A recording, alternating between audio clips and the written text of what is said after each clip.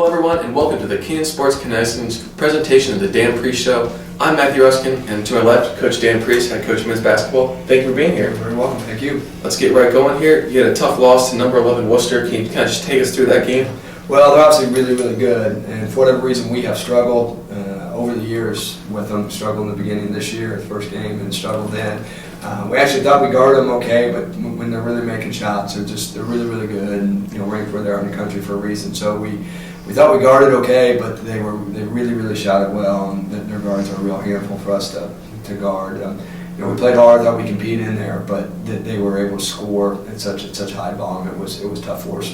And then maybe one of the closest games of the season for you guys against nationally ranked number 13 OU and a 3-point loss. Can you just kind of take us through that game? Yeah, it was hard for us. We were proud of our guys. We hung in there.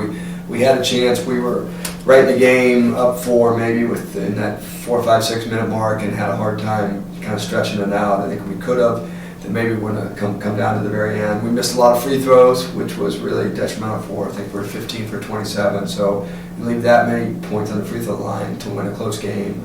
Particularly scores in the 60s. We missed a few front ends and won, so we left 13 or 14, 15 points on the free throw line.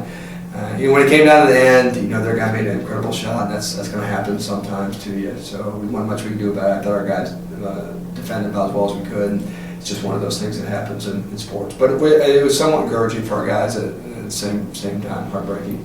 And the buzzer beater 3-pointer, and morale-wise, what does this do for your team? Does it kind of boost you guys up that you played such a good team so well, or is it kind of a negative morale? Well, it's hard because you don't want to be satisfied. Well, we played well and got beat. That's kind of what we're trying to do.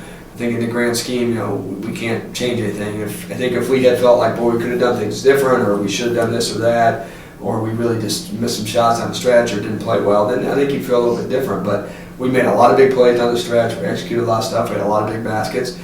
They banked one in with about 3 minutes left, and they threw in the bomb there at the end. So I think we should see how our guys respond, but I think they should feel like as we move forward here, we have 2 more nationally ranked teams out of our last 4 games.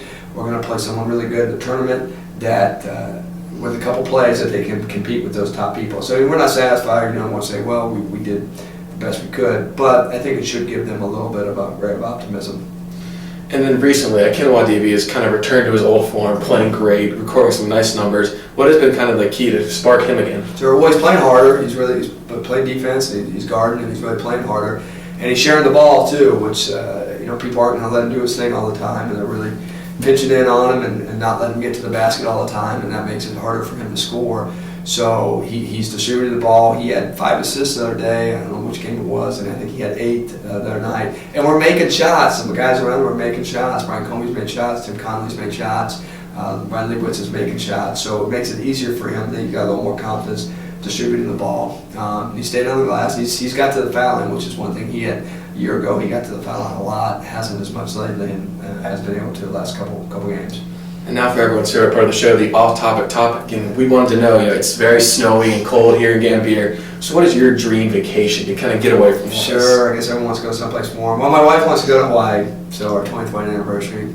If I can find the funding for it, that's our plan. Yes, would be to go to Hawaii. So I guess that would be it. Within my financial constraints, we always go to the Outer Banks in North Carolina. My father built a house down there years ago, so it's a easy place for us to go. So that's a place I'd like going. But if I can swing it, Hawaii would be my dream one.